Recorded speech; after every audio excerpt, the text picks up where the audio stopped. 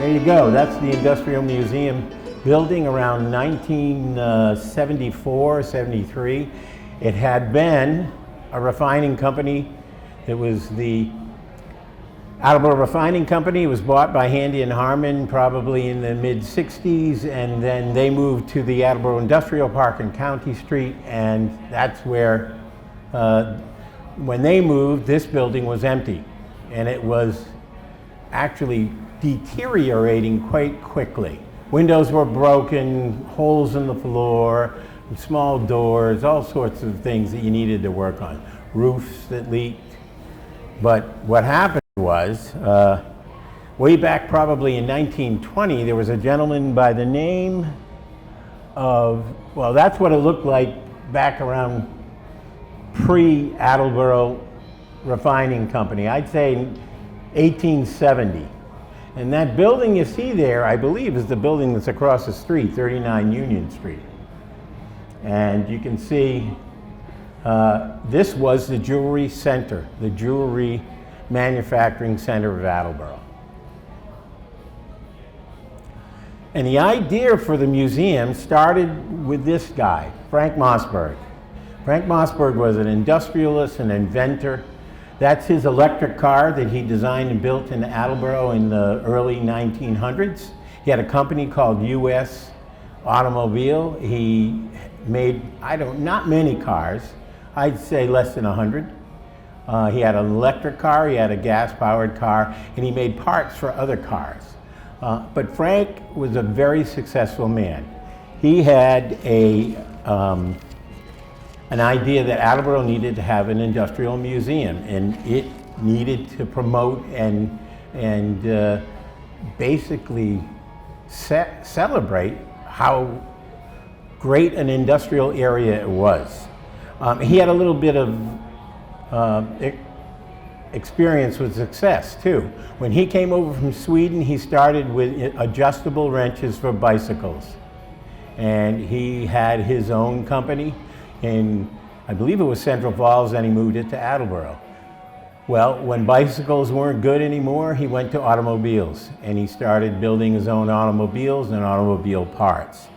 But probably his most influential invention was the industrial roller bearing. An industrial roller bearing can be tiny, tiny, tiny, or large, and he made them so precise that it improved the use that they had for guns and wheels, and lo and behold, the Panama Canal. So those locks that they used to move the Panama Canal smoothly, he made the huge bearings to move it back and forth. He made electric cars, like I mentioned. He had wartime applications for all of his ideas, and he has over 200 patents in the United States. In 1940, he was celebrated at the 1940 World's Fair as being the oldest American inventor, and he was given a gavel by his Mr. Thomas Edison. So Edison, it was quoted as saying that Edison said, "I got all the fame, you did all the work." And that was kind of true about Mr. Mossberg. And his idea was that I got to invent. So he could have probably had another 200 patents, but he got people started and he let them go. So it was really interesting, really good idea that he had. And that's basically what I just told you. So, you know, if you want to read, this is a time test. Ready, go. It was the Award of Merit at the 1940 World's Fair. And his idea was around 1920, and it percolated for about 50 years, and then around 1975, there was a group of people here in Attleboro that got together, and they said, maybe we can get this idea of a museum off the ground. It was the bicentennial, 1975. Washington had sent out a decree, come up with some bicentennial ideas. And so this group of 6 people, they were very community-minded and very capable. they decided to, let's see if we can do this.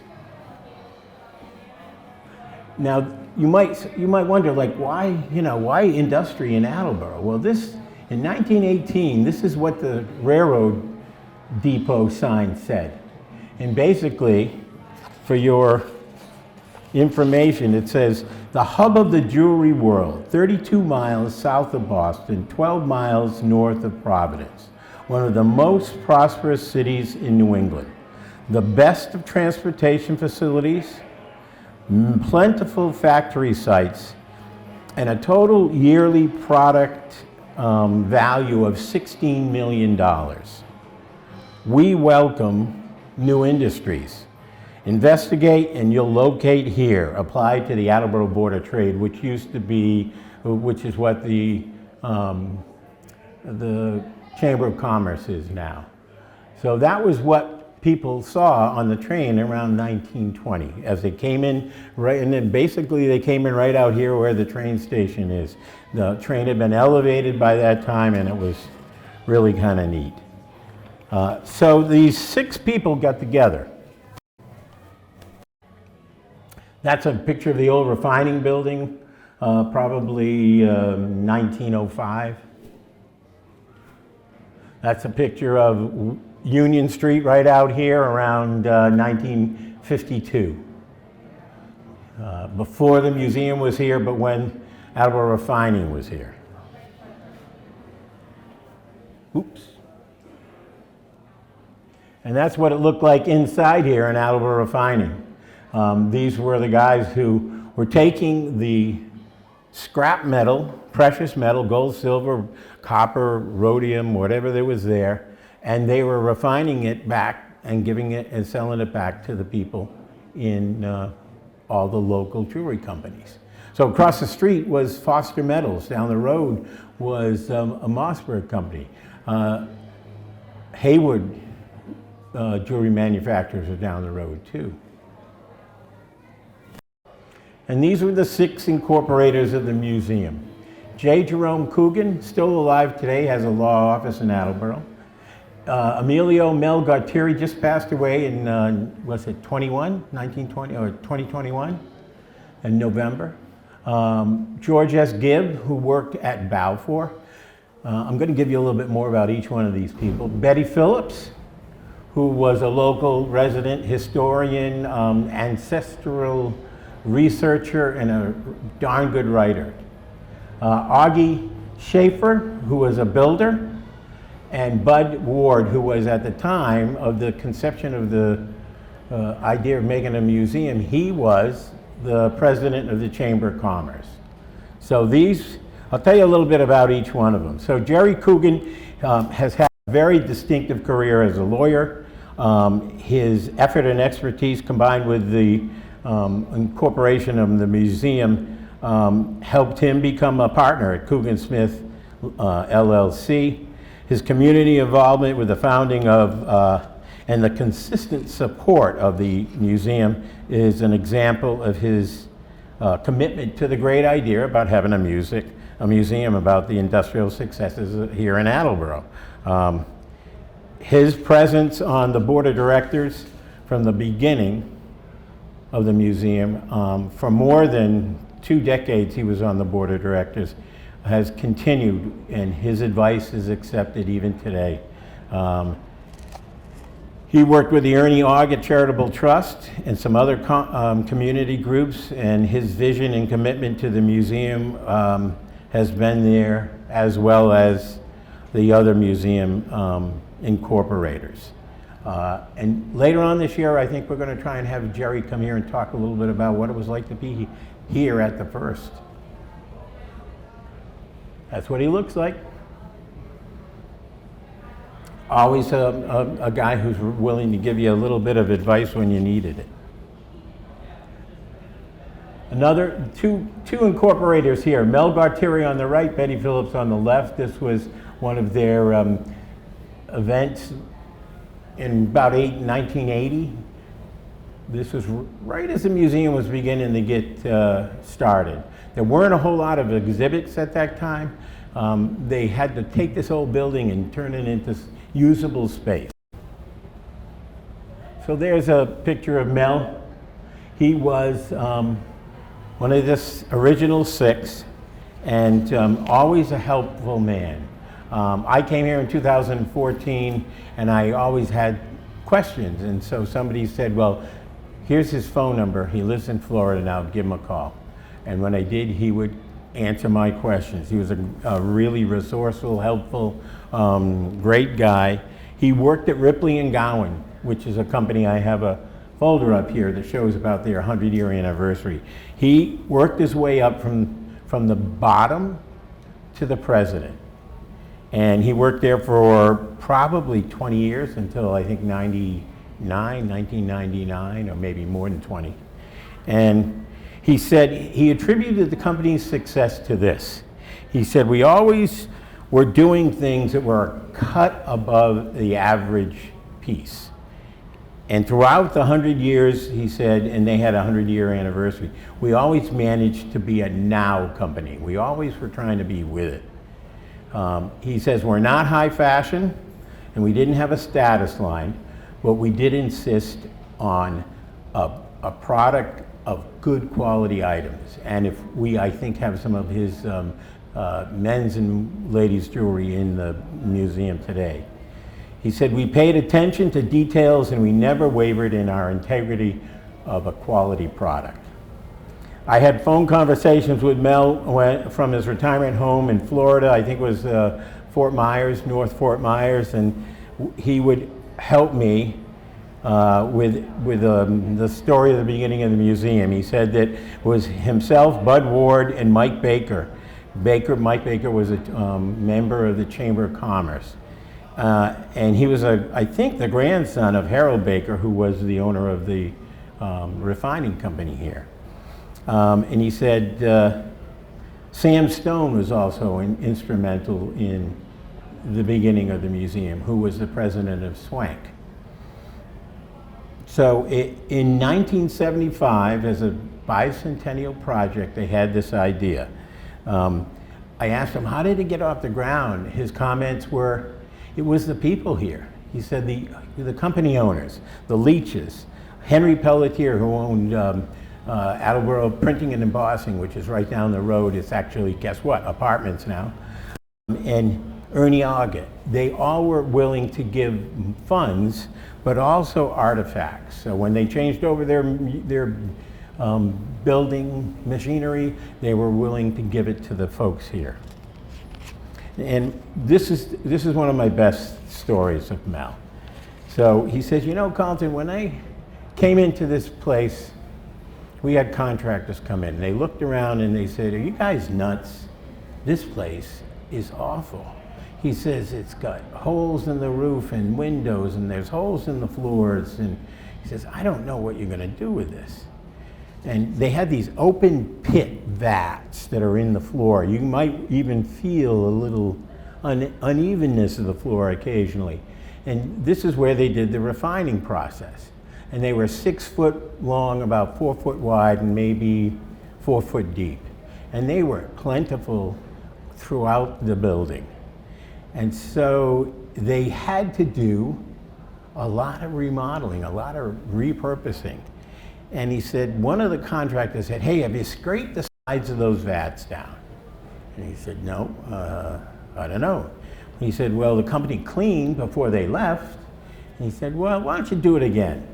So they did, and as they did, they got this sludge, mud.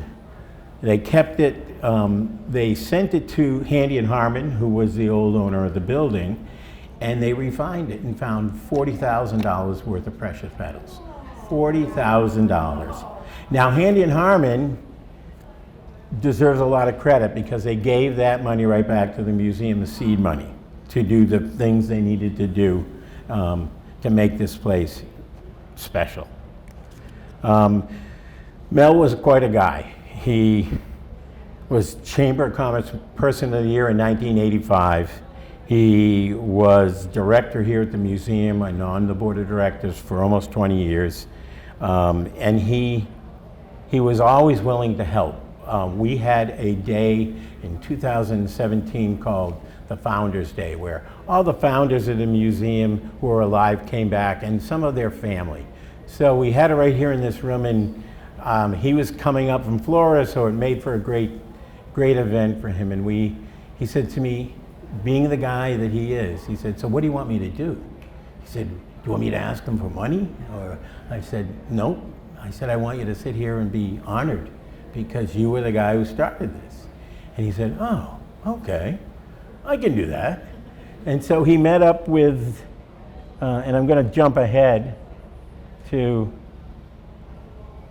that day.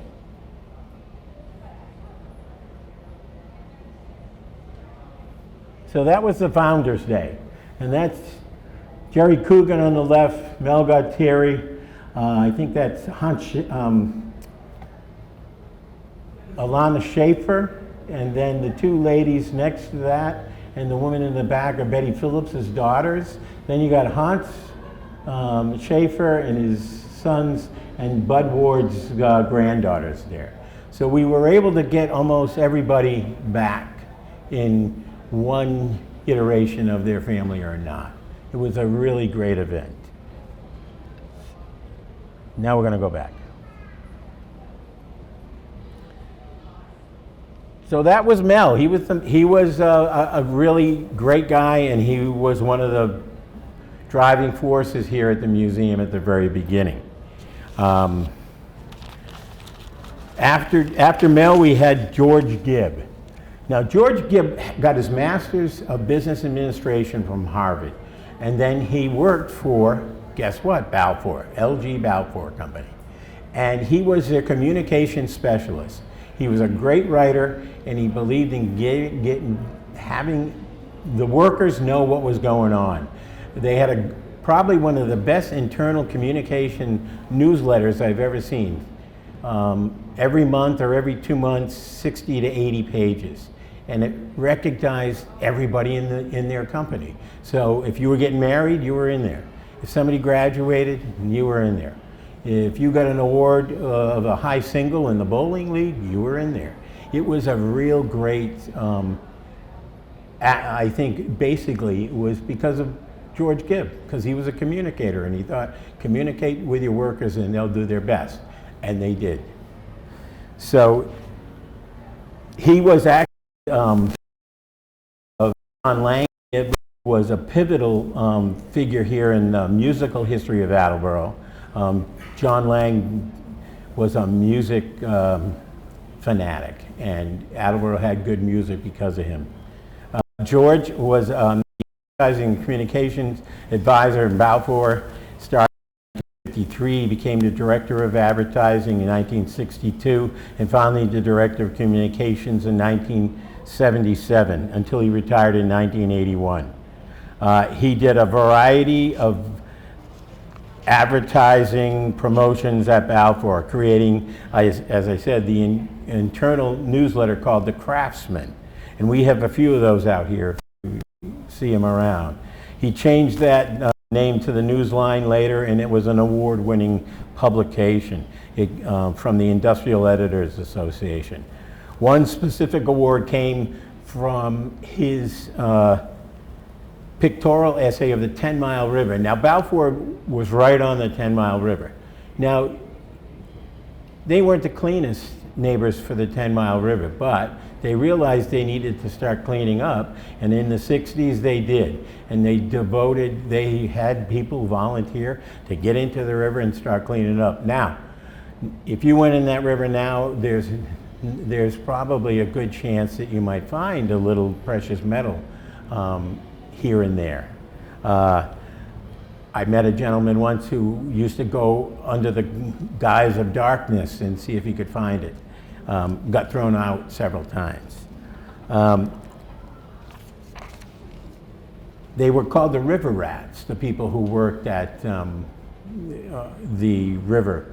And they were recognized by the National Wildlife Federation and the Massachusetts Audubon Society. He was an events planner par excellence. He brought the Boston Pops to Capon Park in the 60s, and he helped bring the Morin Tabernacle Choir to Narragansett Park, a racetrack in Pawtucket. and the choir stood in the stands while the folks listened in the infield of the racetrack. Really neat. My wife said, I was there. It was a life-changing experience. She ended up singing and being a singer for the rest of her life.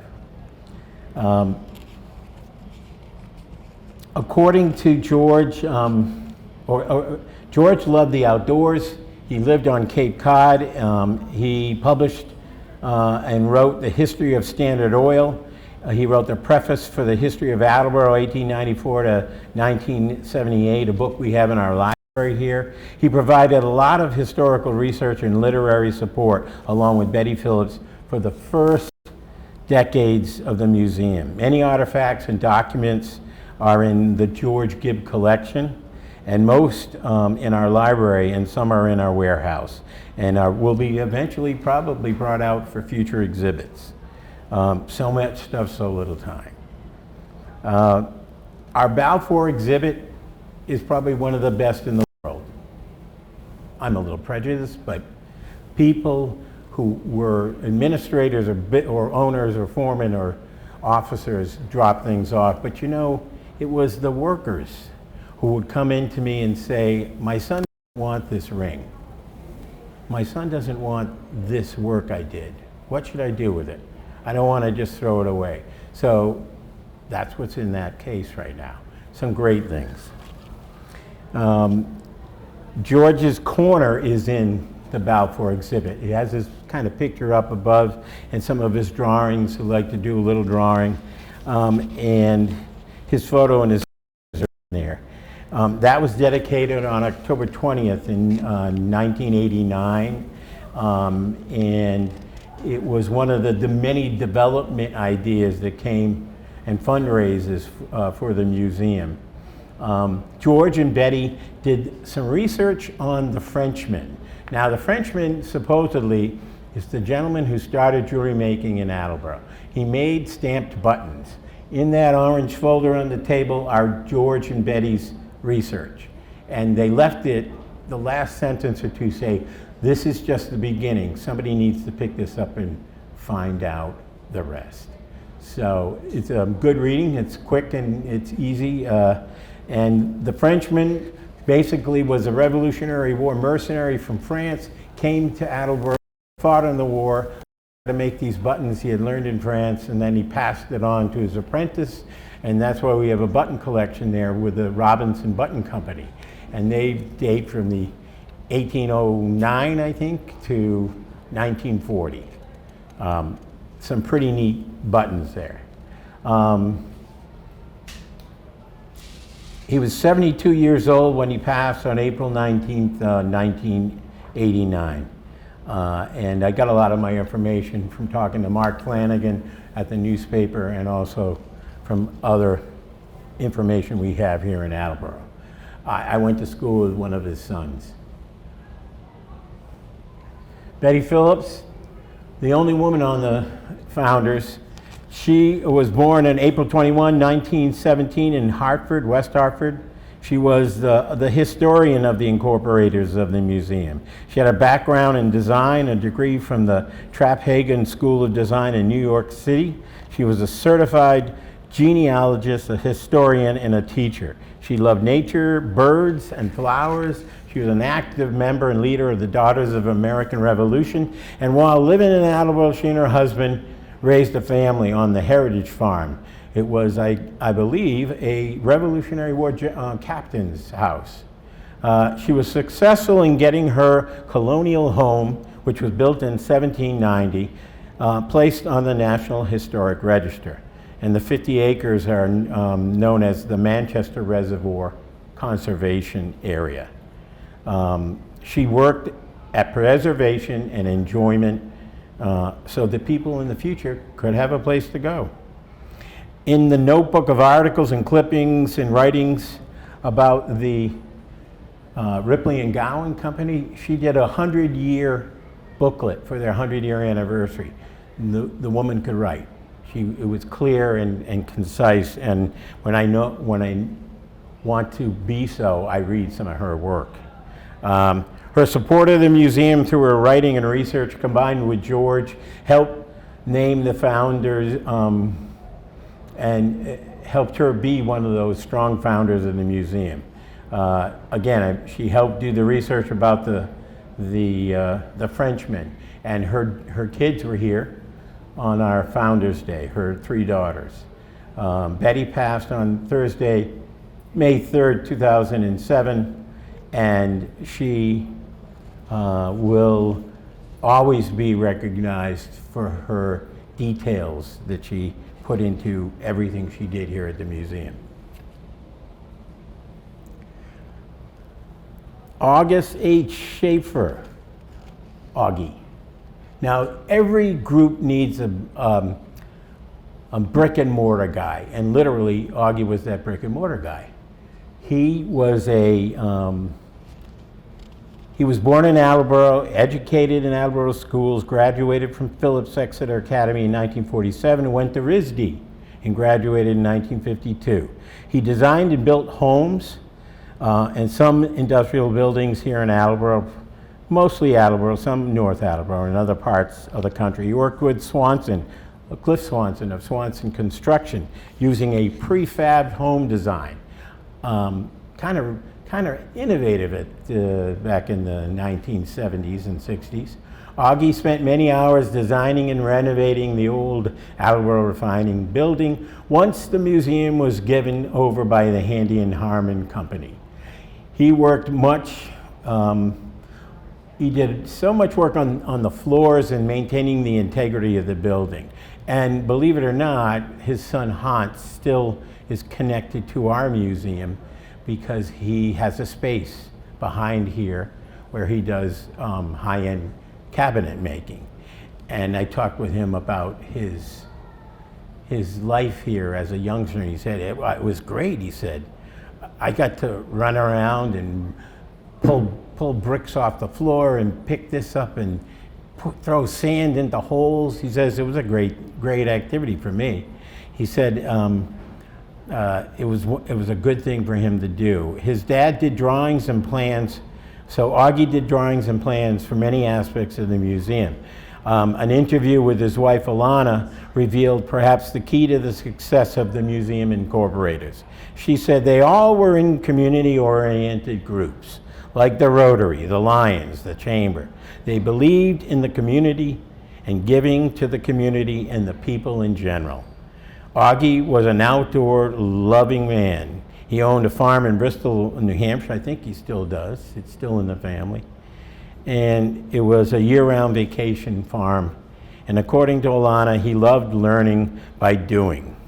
And he wanted to share that with others. The farm was a great place to do just that. He thought he could see all the natural connections while he was on the farm. He was the former director of the Slim Baker Memorial Fund of Outdoor Education. He died suddenly on Thursday, December 26, 1987, on a ski slope, believe it or not. The main gallery at the front of the building is dedicated to him. He was the designer of the museum symbol, the big old yellow press that's on the street, and how to put it into the brick that he did. He I think had a lot to do with talking with Philip and Virginia Leach of Leach and Garner Company, who gave us that deep draw rack and pinion press. It was his plan, and he worked it to the end, and it's definitely one of those icons when you go down Union Street. What is that? Oh, it's the Industrial Museum Press. He worked and helped design Farmers Village for Dave Perry, and his dad was an August G. Schaefer and an engineer for metals and controls, and he worked on the Clix-On line of metals and controls. And Hans has got some information, so that might be another down the road in our 100-year anniversary.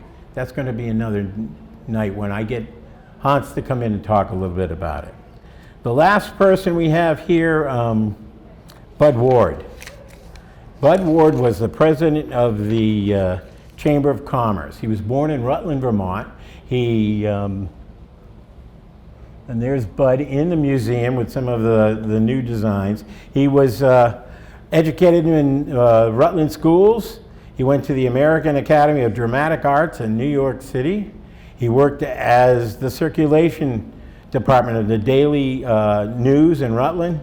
He was the assistant director of the Rutland City Chamber, and in 1961 he moved to Attleboro to become the president of the Attleboro Chamber of Commerce. His wife Sheila was his part-time receptionist and secretary for him at first, and he was the community builder in Rutland, and he started an arts museum in Rutland, the Chaffee House, and he worked on the Rutland bicentennial projects too. In Attleboro, his work with the Chamber infused life and energy, helping it become a powerful group. His optimism and energy helped make the dream of an industrial museum from Frank Mossberg come to fruition. He worked with Mel Gautieri on the Positive Attitudes Change Everything, and he went to meet Gerald Ford in 1975 and be honored by him for that. It was his can-do attitude that Bud provided to the group. According to a local tribute to him in the Chronicle, his can-do attitude was his most prominent trait. It seems his nearly 2 decades as an incorporator and a director of the museum infused that positive attitude to get this building the way it is now. Maybe the building and Bud nurtured each other. He actually had an office here where the Chamber of Commerce was for a lot of years. Sheila and Bud traveled up and down the East Coast for relaxation, and they also spent time on Cape Cod. His daughter, Gay Moreau, was the very first administrative assistant, and Len Moreau, his son-in-law, worked almost 20 years here at the museum. So he was a member of the Attleboro Foreman's Club, Attleboro Redevelopment Authority, the Downtown Attleboro Associates, Junior Achievement, and he was part of the information I got were from the Sun Chronicle and the Industrial Archives right here at the museum. He retired in January 14, 1997 from the board, and he passed away July 26. Is that today? No, that was yesterday. He passed away July 26, 2000. So those are the people who started the museum. Those are the people who made this museum what it is now. There are lots of other folks, and you're going to hear about a few of those too, but this is the way it looked when it came in. There was a superstructure of vents and things because this refining was a dirty process. It wasn't healthy. There were, that's one of those vats, you can see the hole in the floor and the windows next to it, and some of the superstructure. In the back of this building was a steel building, and it had pulleys and cranes where they would deliver and pick up metal, heavy metal, iron and I-beams and the like. They took that building down, and that's the very back of the museum building right now. Crandall Court, which goes all the way around the museum. And this is the renovation and the changes they made. There's Augie, the son, grabbing those bricks and putting them in the holes and filling them up with concrete.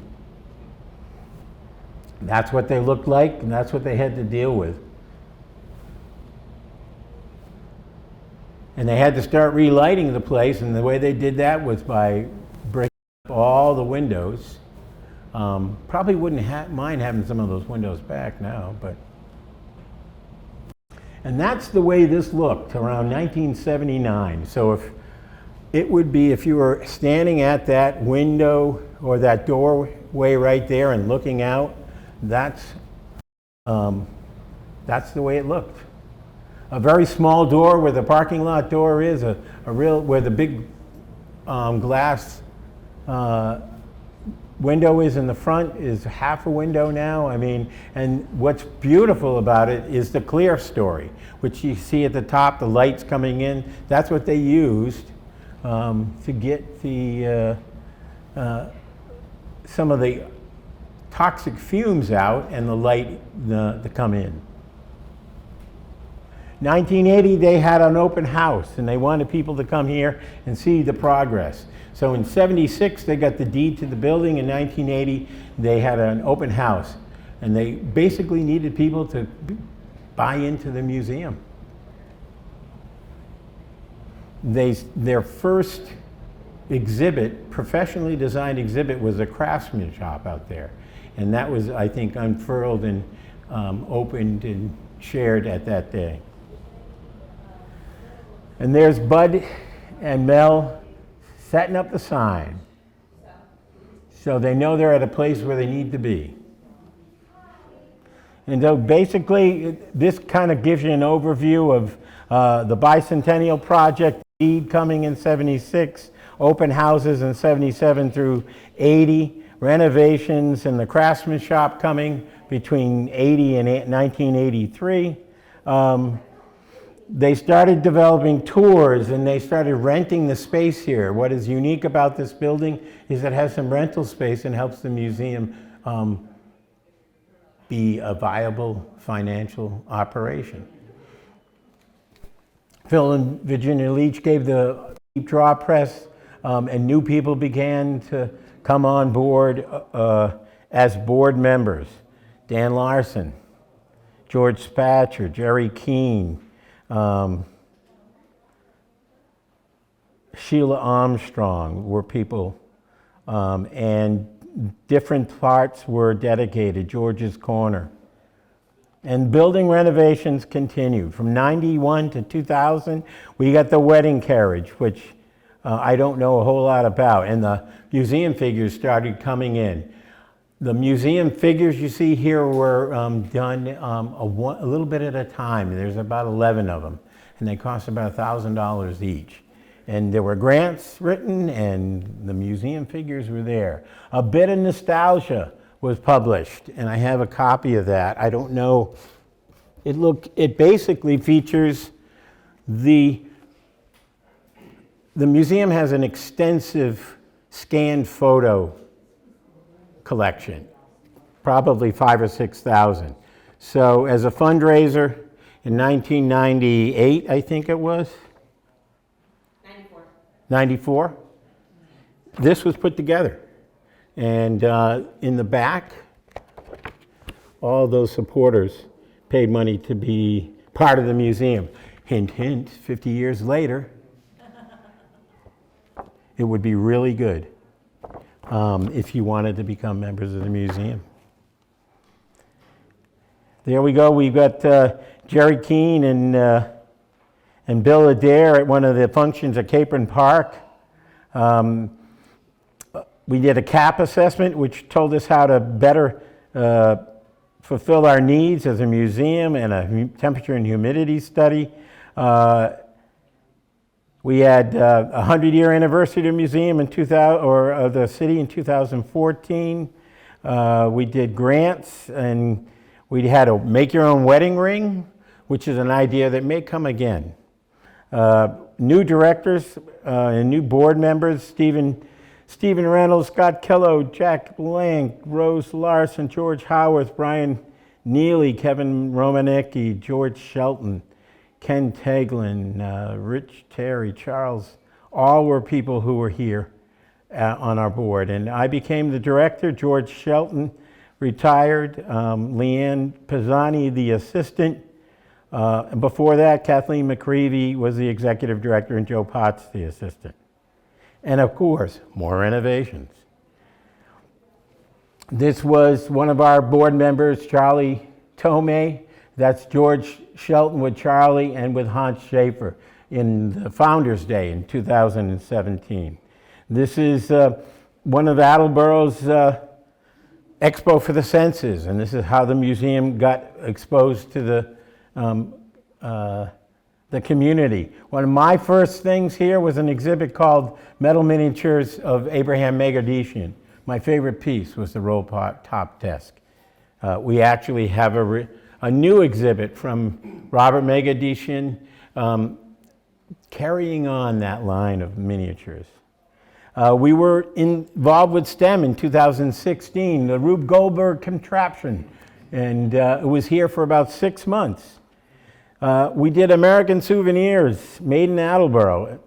You know, you go to a park now, you get a hat. Instead, they would give you a paperweight or a sterling silver charm or a sterling silver spoon. We have a great collection of those. The Leach and Garner scale came. Ted and Debbie Leach donated the scale to the museum. It was a mint scale, used to weigh gold and silver when it came into the country.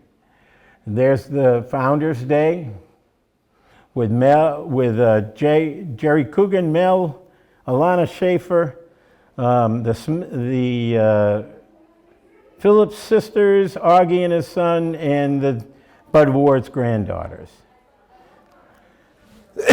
Charlie passed away, and we had a wedding in 2017. Well, the first one I think we've had. We also got written up in Yankee Magazine, a way to get us out there for people to come and visit. Dennis Bueller's and Walter Kroll's collection of really nice planes, The Plain Truth, catchy title. Phil Krakowski is a sculptor who has an exhibit here. Phil did the original G.I. Joe for Hasbro Toys. It was just a mock-up, but Sam Moritz Einstein, otherwise known as Sam Stone. Sam came here to Attleboro, started a lot of companies, worked with the Attleboro Company and then Swank, but he was born in Laupheim, Germany. I got a call one day from Mike Baker, who was related to him, and he said, there's somebody who wants a picture of my great-grandfather, Sam Stone. He goes, okay. And he says, he's from Germany, he's gonna call you, and he did. So we started this collaboration, and this is the exhibit in the Laupheim City Museum featuring Sam Stone and his company and what he did here in Attleboro. Really neat how you get around. Steampunk Festival started. And if you haven't been there, I don't know if it's ever going to come back, but I think we're in transition. Phil, standing there next to his dad on the farm on Lindsay Street. I add the Sadler brothers picture on a map. You know there are maps in the back for your pleasure. If you would like to take one. 2. There's only 2 left? No, plenty of maps. Gotcha. We got our water fixed here. We had some antique autos. We did the cacher, the geocachers of Southeastern Mass. We had YMC City Experience. We had the Evans case, which is basically the first jewelry in manufacturers were the button makers. And this is the Evans Company bought out the Robinson Company.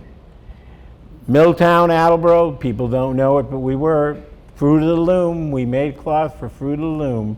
Eugene Hunt, brocading machines. R.F. Simmons Company, first gold ingot, and a lot of firsts actually. The Whiting and Davis Company, metal mesh, gold and silver. And the oldest tools were the Wampanoag tools. L.G. Balfour, probably one of the best known jewelers in the city. And our rack and pinion deep draw press, Now and Then. And it's right out there on the street. So that's basically a history of who we were and how we got here. I think we are standing on the shoulders of some pretty interesting folks. And throughout the year, I'd like to be able to come back and tell you a little bit more about some of those people. Thank you.